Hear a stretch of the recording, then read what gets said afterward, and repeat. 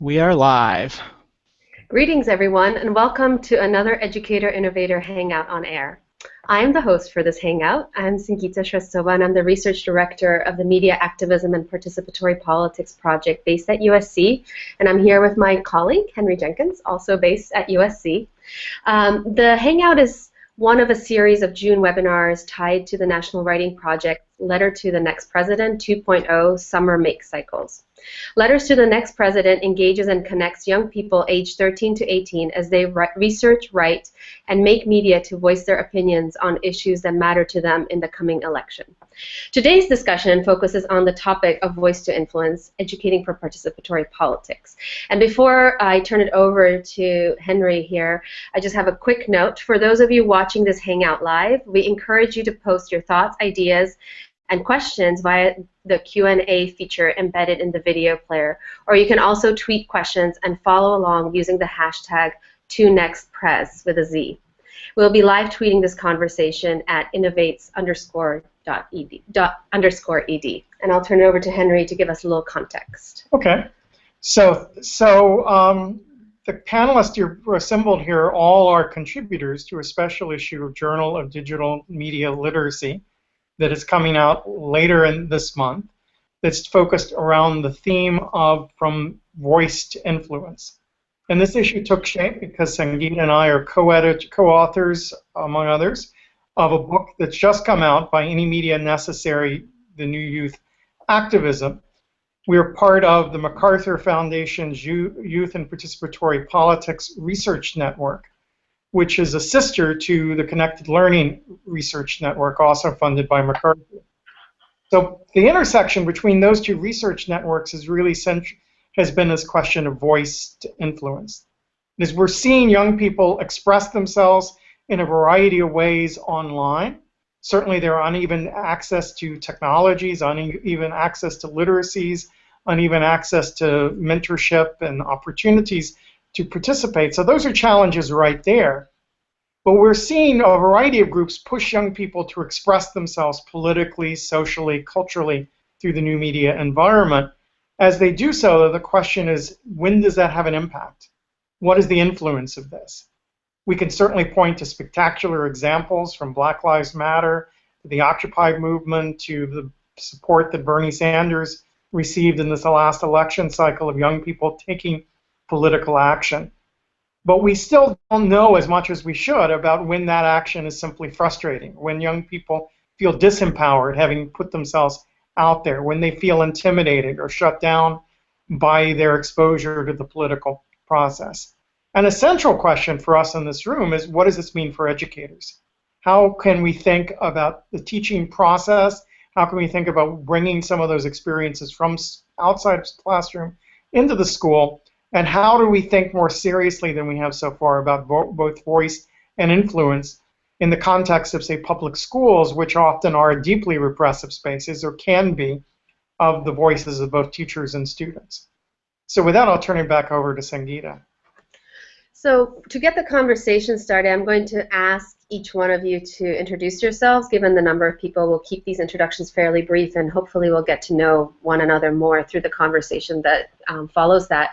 But as we go around, just give your name, your affiliation, or whatever you want your title to be today, and then give maybe one-sentence summary or two-sentence summary of the article that you contributed to the special issue. And just to keep things organized for us right now, I'm going to look to, I guess, my left, and I'm going to say, Andres, why don't you start us off? Okay, thank you, Sangeeta and Henry, and hello, everybody. My name is Andres Lombana Bermudez. I am a fellow at the Bergman Center for the Internet and Society and a research associate with the Connected Learning Research Network. My contribution to the special issue is a case study of a digital filmmaking after-school program and a group of Latino Hispanic youth at a minority-majority, low-performing, and economically disadvantaged public school in Austin, Texas.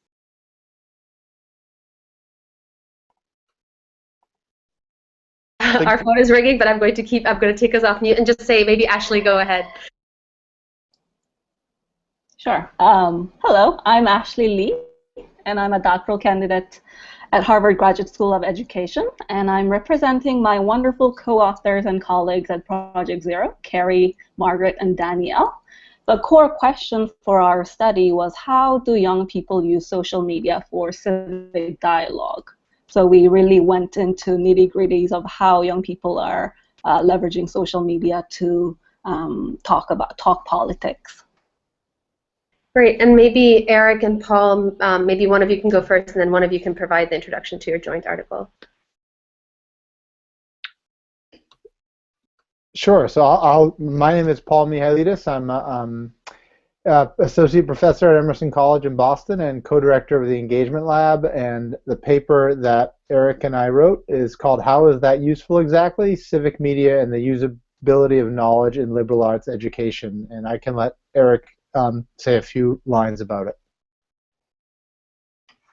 Sure. Thanks, Paul. My name is Eric Gordon. I'm an associate professor at Emerson College in Boston and the director of the Engagement Lab there. Paul and I wrote this essay really in response to what we saw as a tension within liberal arts education on the college level, and a tension between what usefulness of knowledge, the idea that students wanted out of classes something usable, something that they could like take from the college, take from the classroom and bring it directly out into the career space. And we, in fact, wanted to get at something a little bit more nuanced. So we talked about in our article something that we call the usability of knowledge, where it's about sort of giving students an opportunity to have an application, to see the application of knowledge beyond simply the career space. So really complicating what liberal arts education has become today. Thank you. Erica? Sure. Hi, my name is Erica Hodgin, and I work with the Civic Engagement Research Group at Mills College, and I'm also the research director of a project we called Educating for Democracy in the Digital Age, which is a partnership with Oakland Unified School District and National Writing Project to promote civic learning opportunities and digital learning opportunities for young people in high schools in Oakland. And so the article that I wrote focuses on a case study of 4 high school teachers who've used an online platform to provide students with opportunities for voice and also influence and to engage with other peers across the United States around issues that matter to them. And in the article, I really wanted to sort of think about, with teachers, sort of conceptualizing what does it mean to do this work in schools, and also what are the challenges that teachers run up against. Janae, I have to say everybody's name, so I kind of take away some of your thunder. Also, sorry, Janae. Hi, my name is Janae Phillips. I'm the chapters director at the Harry Potter Alliance. HPA is an international nonprofit. We use parallels between pop culture and real-world issues to engage youth in leadership and activism. I wrote more about that and about how we're using fandom, and specifically the hero's journey and storytelling, and infusing that into more traditional leadership education to engage youth who normally wouldn't otherwise be engaged in leadership and activism. And last but not least, I believe, Sasha. Hi, Tasha Costanza Chalk. I'm Associate Professor of Civic Media at MIT, and also co-founder and worker owner at Research Action Design, RAD. And the chapter that we contributed, it's a co-authored article by folks from Global Action Project, which is a youth media and youth organizing organization in New York City, together with folks from Research Action Design. And it's a nationwide field scan of the ways that youth organizers are using media as a tool in the organizing work that they do.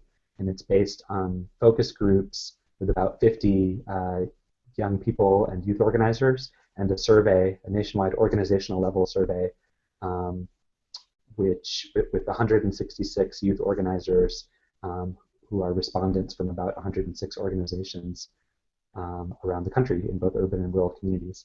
And so we wanted to know, how do people who are youth organizers working for social justice across a range of issues and intersectional issues incorporate media of different kinds into their organizing work? And so we asked questions about that. Great. Yeah, that special issue, which is going to be, I think, great. We're really excited about it. Is coming out on June 27th. So we will definitely be letting everybody know and spreading the news about it going live. It's also going to be linked to this webinar, so they're always going to coexist. And this is an online journal that's available for free. So if you're listening to this, keep an eye out on the Journal of Digital Media Literacy. Yes, and there's a link listed under the live webinar. So I guess to get our conversation started, I wanted to ask a question that's a little bit of a mouthful, but I am going to read it because I was going to make it shorter, but I actually think it deserves being asked in full. A lot of us in the special issue looked at in-school and out-of-school contexts and grappled with some of the bottlenecks that exist, and so I thought this might be a really good place to start. So why do young people have a much more meaningful opportunity for civic learning, engagement, and participation outside of school than within? And of course, this is a generalization. We have wonderful examples of the contrary in the special issue. What might educators learn from looking at the kinds of instruction and learning that are emerging within grassroots organizations, movements, and networks that have been effective at getting youth involved in the political process? And I'd like to invite all of you to come at it from wherever your case study or your area of specialty is. So if you're from looking at outside school contexts, can you talk to that? And if you're looking at in-school contexts, speak to that as well. And I'll just open it up because I think we all know how the webinar format works. So just go ahead and start. And if we jump over each other, I can always shift back to calling on people, but I prefer to have a discussion.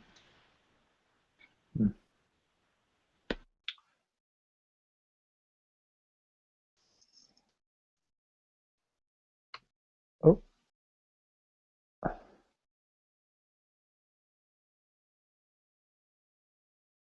All right, I'm going to pick someone. Sorry.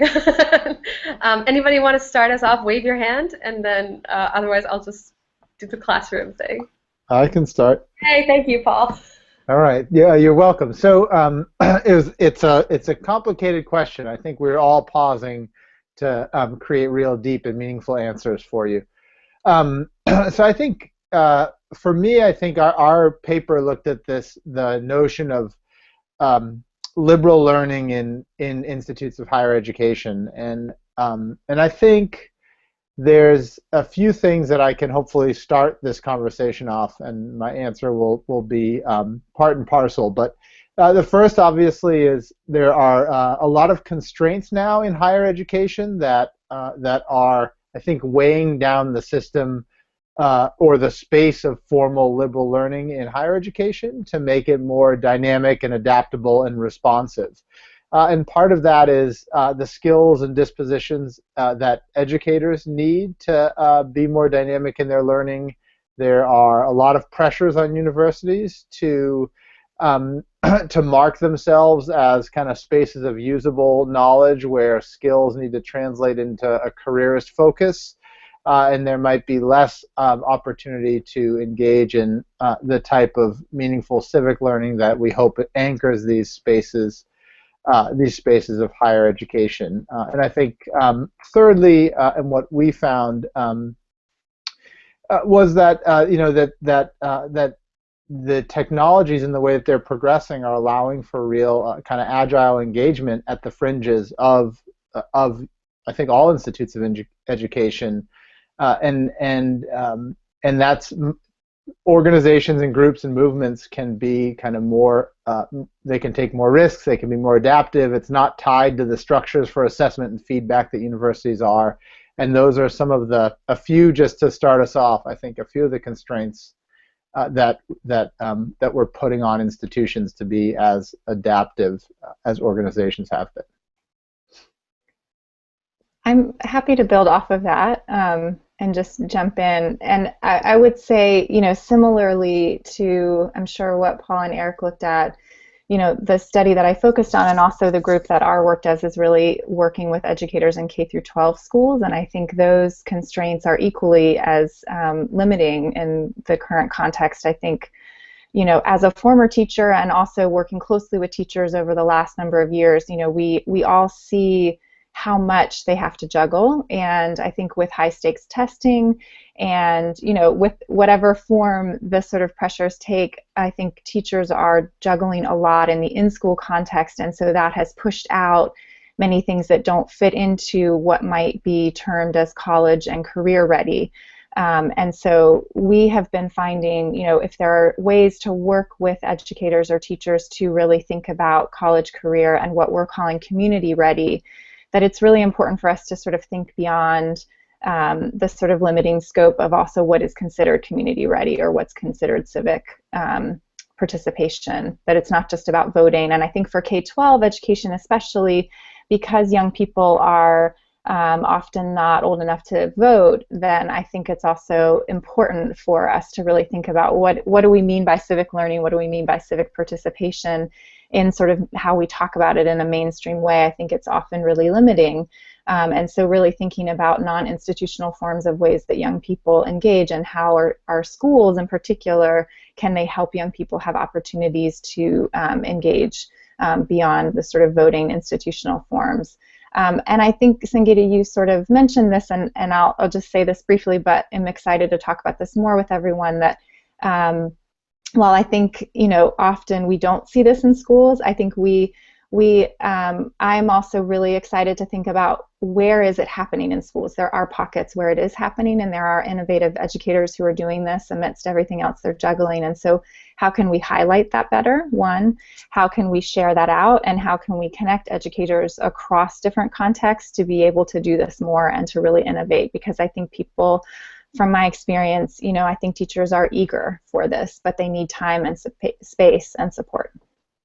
I'm going to actually jump in on that and invite those of you who had Sasha. I'm going to turn it. Okay, I'll turn it over to Sasha because you wanted to say something, and then I'll redirect. Oh, okay, thanks. So among the young people and youth organizers that we worked with for the report that we summarized in the chapter, 60% of them said that they got involved in media work because they had a desire to advance social justice. And I think this is really interesting, you know, key finding for us, because a lot of times we hear a discourse about young people, especially youth of color and marginalized young people, as being civically apathetic or something. But in fact, many of the young people that we were talking to and listening to are saying, no, they're learning media skills because they're trying to organize in their communities, and they're trying to advance social justice struggles. And among the youth organizers, 1 in 4 got started in an educational or employment program, but the same amount said that they got involved because of a personal experience with injustice.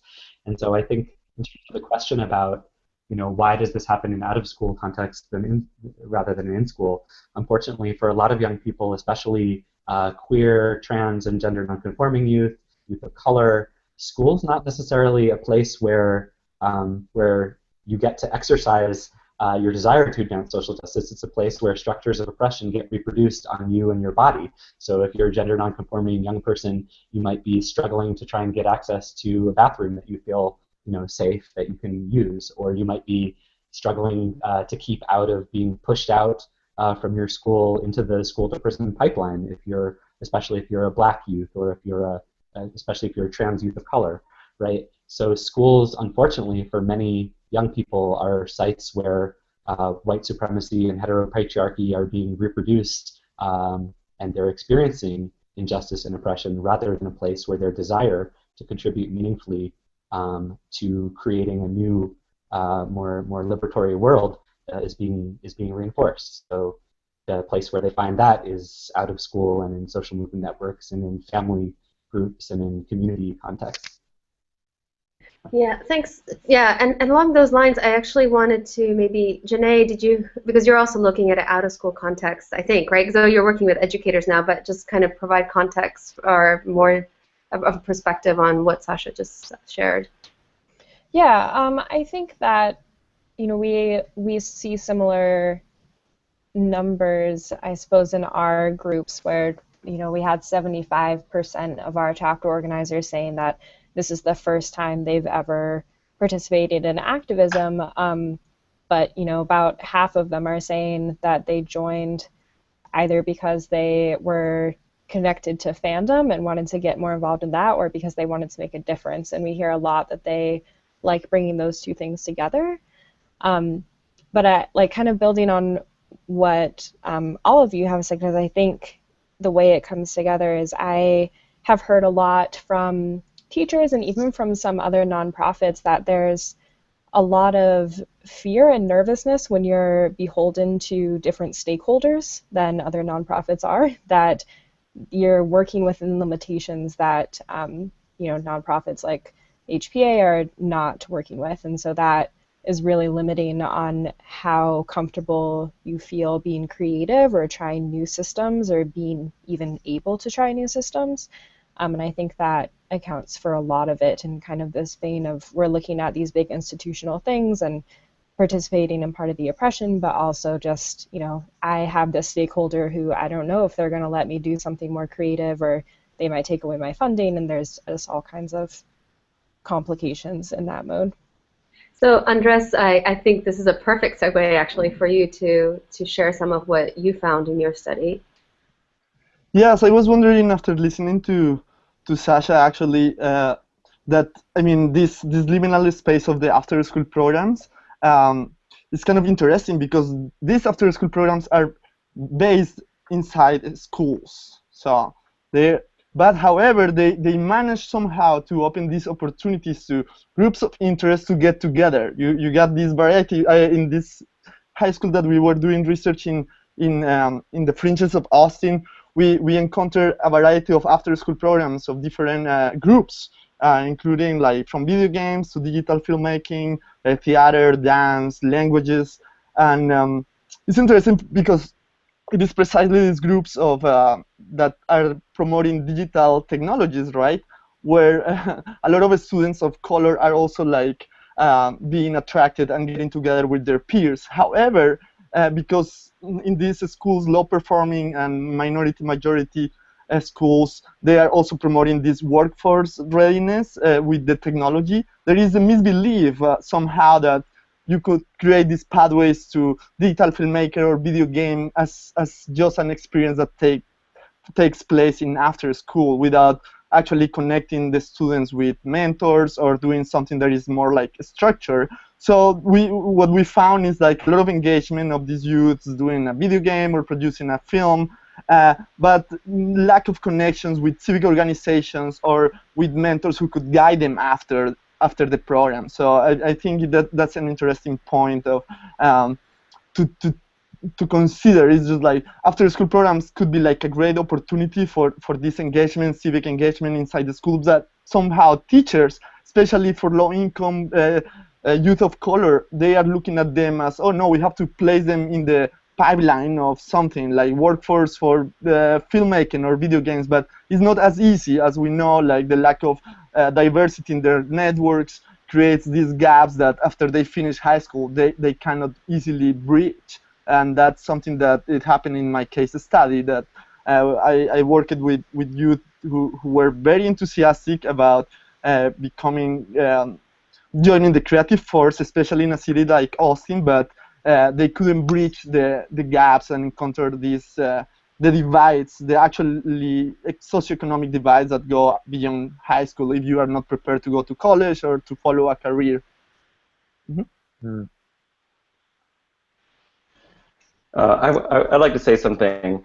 I think that one of the tensions that we found was this tension between the instrumentality of knowledge around technology and some of the other sort of secondary learning goals, perhaps, and that might be the civic purposes, the ways of sort of putting information into action.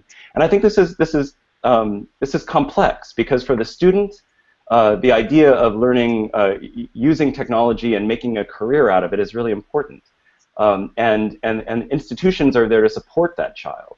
And in some cases, parents are there to support that progression from learning a skill to turning that into a career. And so economic development is an important part of this, right? It's about providing opportunities. But for us and what we wrote about, one of the consequences of this focus on the instrumentality of the knowledge that comes with technological learning is that the institutions of in our case, of higher ed, are sort of are kind of twisting themselves to accommodate this instrumentality, to accommodate the to accommodate this kind of career progression around a technological skill. And that's being reinforced not only by the student who wants those opportunities because they're paying ridiculous amounts of money to be in school, but their parents who are actually paying the ridiculous amounts of money for their child to be in school in some cases. So it's being reinforced and pushed upon by all these stakeholders. And I feel like the challenge that we came across was the responsibility of institutions. You know, at some point, well, I should say, at what point do institutions of higher education and even primary education, at what point do they have to take a stand around the sort of an ethical position around the use of technologies to develop skills while also developing the kind of critical understanding that is required and important for young people to operate in the world today.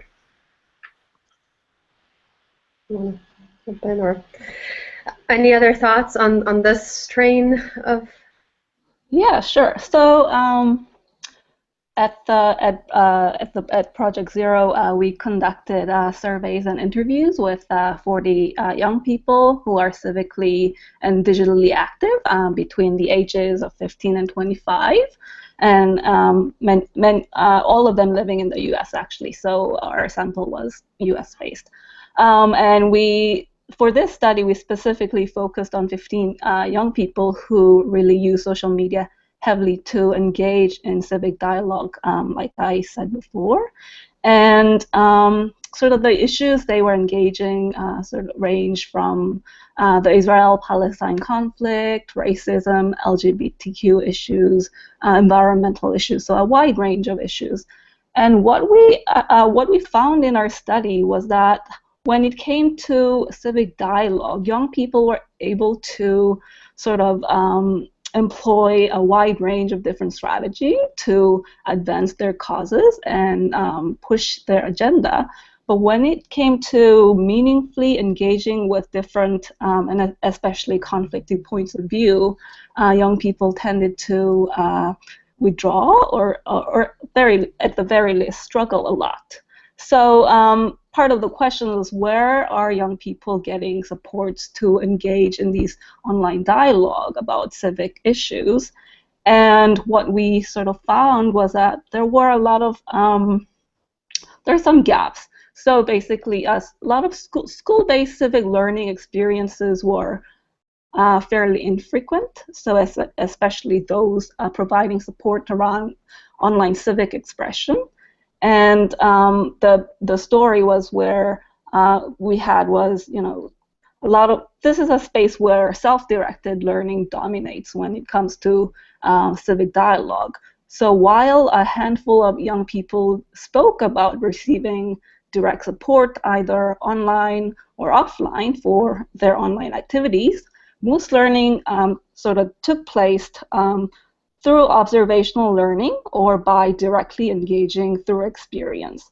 So, so sort of the big picture we had was that even in cases where there was media literacy curricula available, it tended to be outdated and not really addressing current civic or political media context.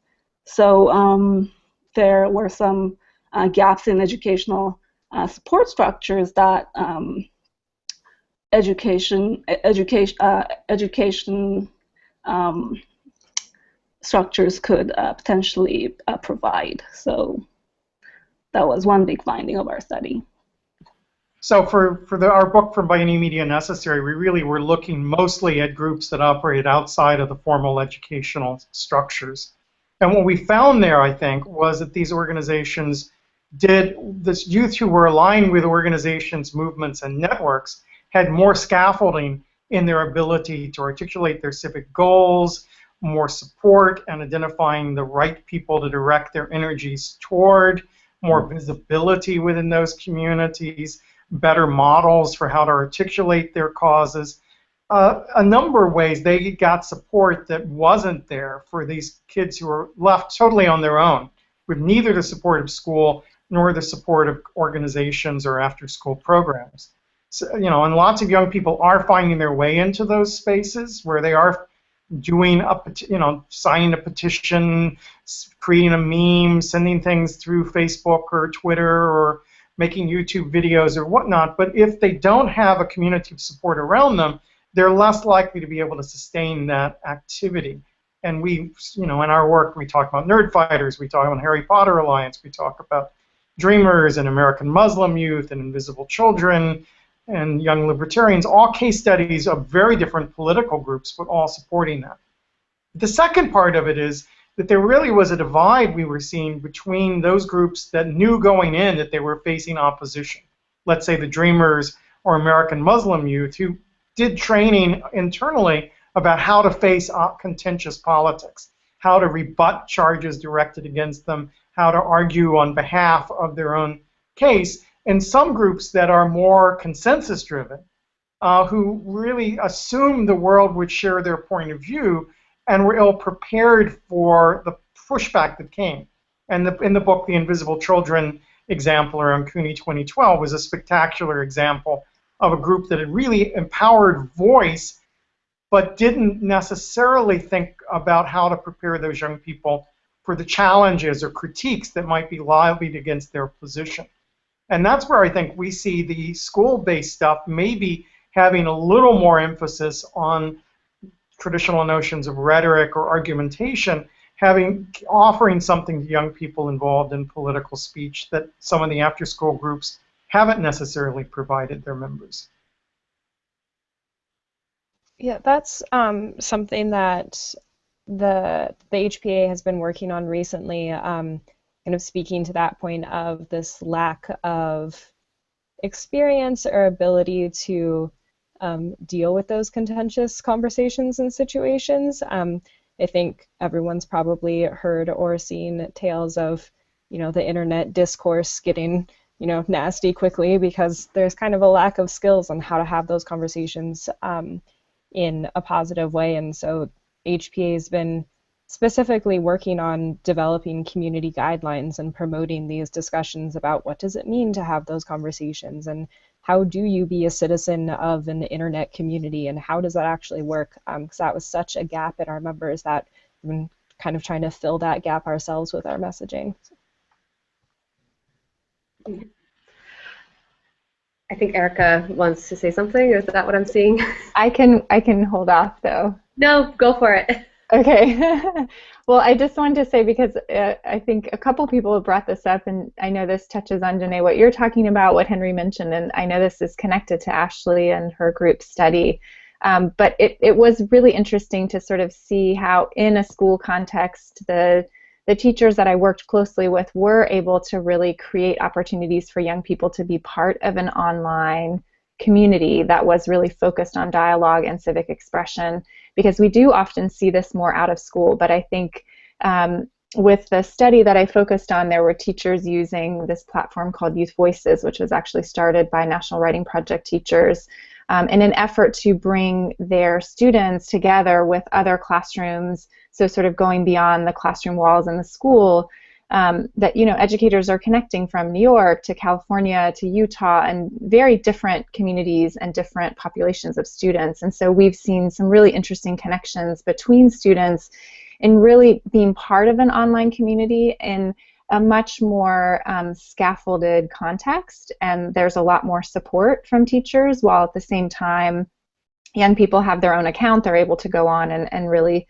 express their viewpoints. But I think it's really interesting to sort of, you know, look at what about this works, and also how do we understand quality around these sort of opportunities to scaffold for young people in and out of school to be part of sort of civic participation in online settings, and connecting not only contentious conversations, but also how do we help young people use those conversations to then start to move towards influence. And so I know that's something that's really the focus of the issue as well as the book, but, you know, how do we create these opportunities for expression, and then how does that help young people think about how to use their tools and strategies that they're learning towards action or towards influence or towards pushing within institutional or non-institutional settings.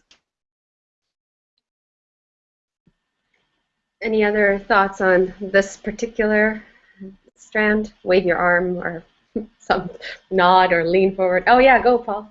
Yeah, I'd love to chime in. I think it's, I see this, I agree on the K-12 level.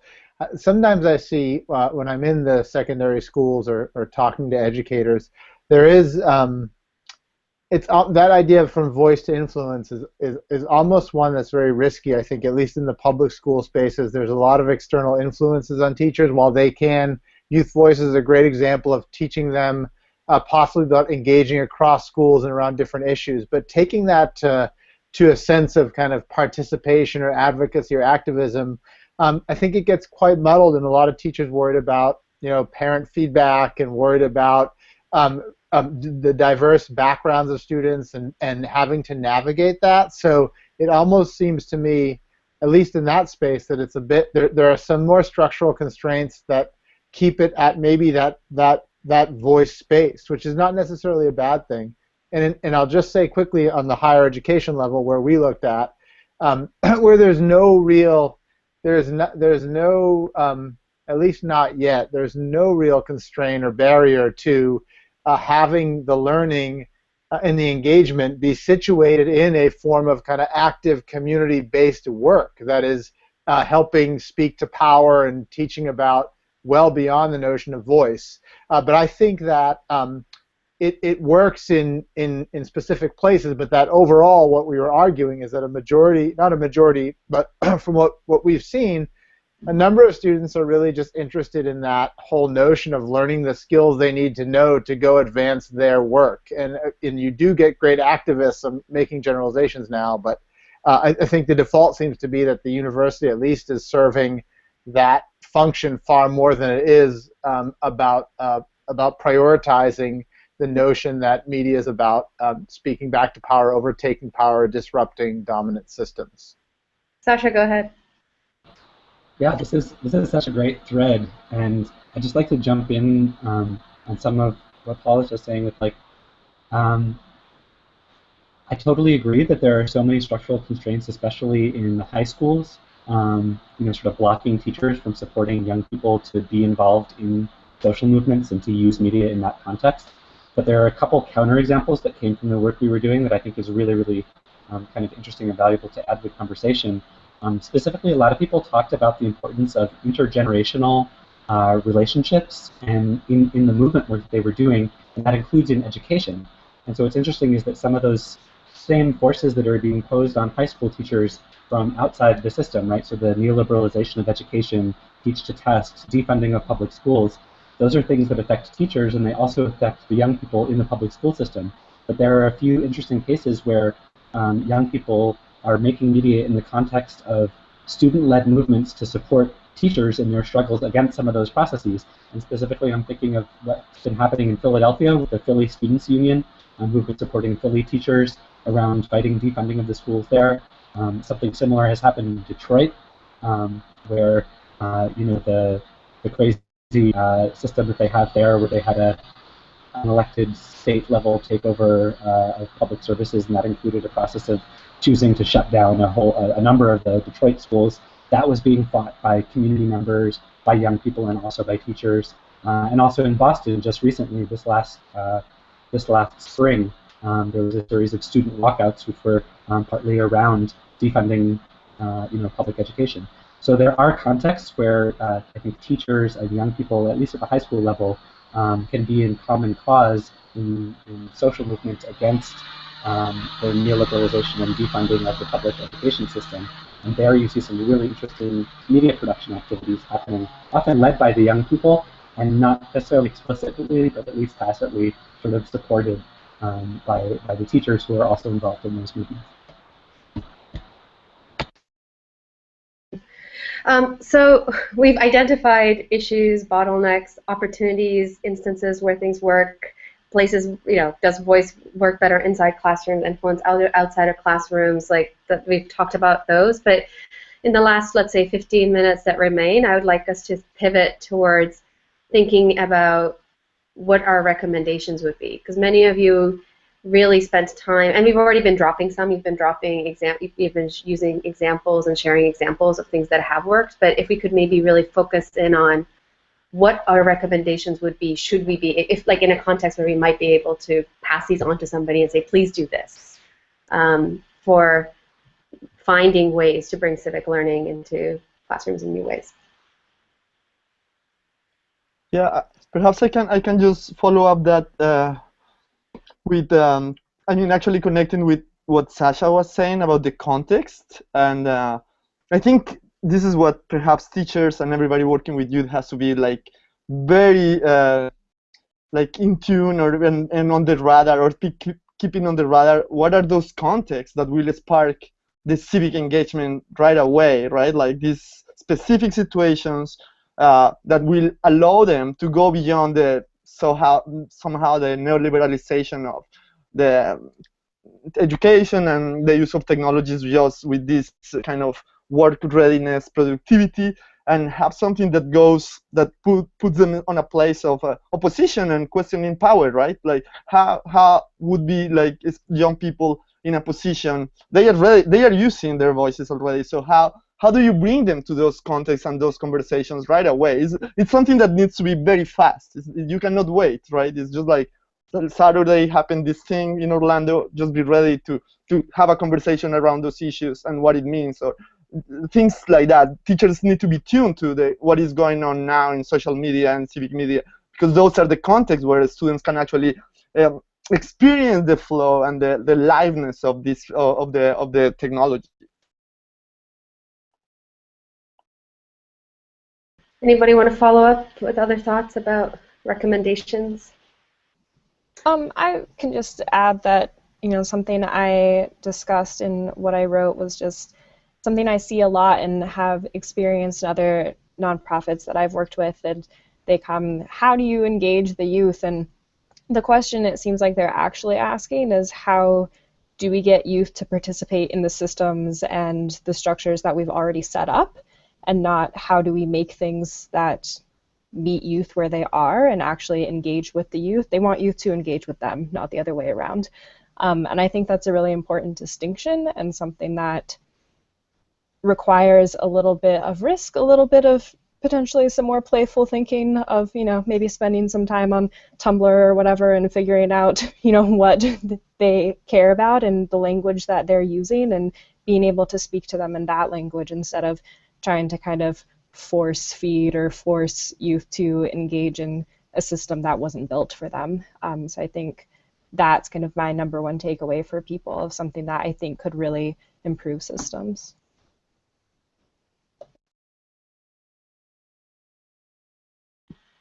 Other thoughts, burning thoughts? Otherwise, I'm just going to briefly introduce Kylie.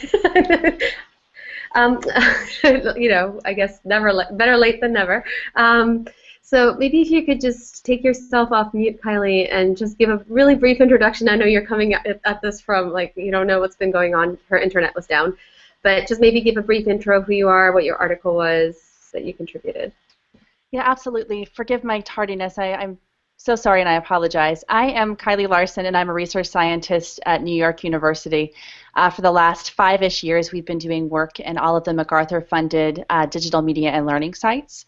And so our piece really focused on how one school in Chicago was able to try to engage young people in a way that connected them both to something they were interested in, but also in a way that connected to an issue that they saw in their own community.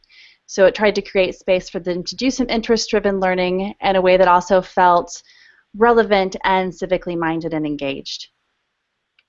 So actually, it's a perfect segue, because you're in some ways making the bridge in your case study in between what we were just talking about, meeting youth where they're at.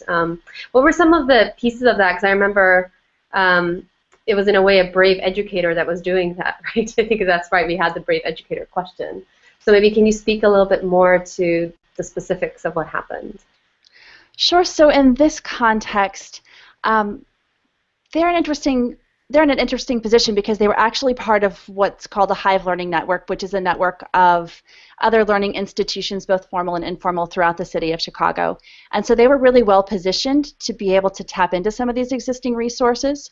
And so this educator was partnered with a local organization that was trying really hard to give people in the community, people in the city, space to voice community issues that they saw and to elevate them to the attention of their local aldermen.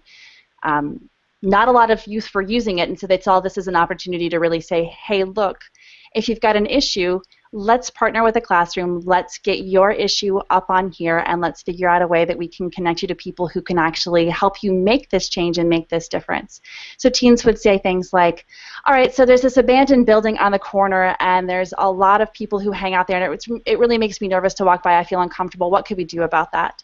And so this teacher would spend a lot of time helping them look up housing codes and building ordinances to figure out what practically could be done.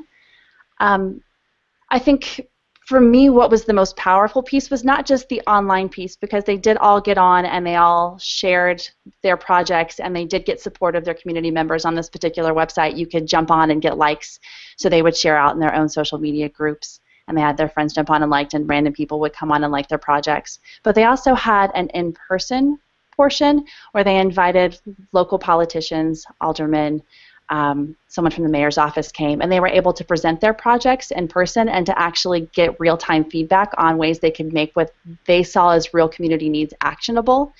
And that kind of translation work was really powerful for them because they could see that their voice did matter, and they could see a pathway forward to how they could actually affect some kind of change. And the teacher worked very hard to make sure that they kept their projects manageable so that they could actually do these things moving forward if they wanted to. You want to add anything, or? We'll see if people have more comments, thoughts. Please share more about your case studies, because it's really rich and interesting, and creates great sound bites that we can also use. It's great. Yeah, I just wanted to add to Kylie's point. It's really interesting program that she's describing with a heavy practice component. So one of the really interesting findings in our study was that young people, when they were engaging in contentious civic dialogue, they actually had pretty good conceptions of what good civic dialogue and conversations should look like. So they should be well-informed, respectful, and engage diverse perspective. But as I mentioned before, the extent to which these youth were actually able to realize these features in real conversations, in their own online conversations, was quite another matter. So especially disagreements around contentious topics, they struggled a lot and tended to withdraw. So even when they can identify people who are good models for responding to conflicts online, for example, this happens. So I think that one of the important thing that needs to happen in education is the idea of connecting theory and reflection with actual immersive practice. So maybe one way to do this is by designing civic learning experiences that encourage young people to reflect on powerful examples of participatory politics, but also practice the key skills. So especially providing them opportunities to engage with their peers, and taking different sides on important public issues in safe, scaffolded settings. So community of practice approach might be one good way, like Kylie was suggesting. So it's very clear that we're going to have a no end of teachable moments in the election cycle that's running through the fall in terms of what good and bad digital citizenship looks like. So how can we help teachers think about seizing these moments? Some of the Twitter exchanges between the candidates, some of the other things that are cropping up on almost an hourly basis right now. How do we, you're talking about role models, and that's an important part of it. We've also got a lot of highly visible negative role models. So what do we do as educators to think differently as we move into the fall? Well, I can say a little bit about that. I think the first thing that's important is is for teachers to engage just at all. And I think that one of the challenges is that it's like if you don't know a language that well and you're afraid to speak to native speakers and you don't speak at all, you're never going to learn that language. And I feel like with teachers it's the same thing. It's not feeling comfortable in a digital environment and not wanting to sort of take the risk and take the plunge of engaging students where they are. And I think there is so much damage to be done by saying, well, that's where the kids are, and we're just not going to engage. That's not something that happens in the classroom. And so I think that for teachers, like the most practical advice that can be given is simply to engage, simply to pay attention to what's going on and to incorporate it even into dialogue. I mean, into social studies or to open circle or whatever context exists within the classroom to sort of bridge that gap between online life and offline life in the classroom in a reasonable way where kids understand that adults are not simply bystanders, but they actually can be active participants in this world that they're living in. I have also one thing to add to that, which is, and I think this came out of the study that I did, but it also comes out of the work that we've done over the last 4 or 5 years with teachers in Oakland, but also thinking with other teachers across the U.S. that I think that really connecting educators to each other is also really key. I think it is critical for teachers, and I would say this in and out of school, but I think particularly for teachers, you often find yourself in a classroom, and I'm thinking of, what Kylie shared about this really brave, innovative educator, how powerful it is to connect educators like that with other teachers, to really, I think that often because of the constraints and because of the pressures, especially in K-12, you can feel really alone. And I think, I think it's really important for educators to connect with each other and to find networks like, Educator Innovator, to find networks like the Letters to the Next President, and I think in particular, in thinking about the fall, connecting not only students but connecting teachers. And I think in the study that that I did with teachers who were connecting through Youth Voices, not only were they bringing their students together online through this platform, they themselves were doing, and this is through Teachers Teaching Teachers. It's a weekly online conversation where teachers come together and talk about how do we do this work and what are you doing in your classroom. And I think that that can happen in online spaces in new and different ways than often happens in brick and mortar schools. So I would give the advice to teachers have a lot of expertise, so how do we build off of that and bring them together and really build those professional experiences for them with one another and with their colleagues.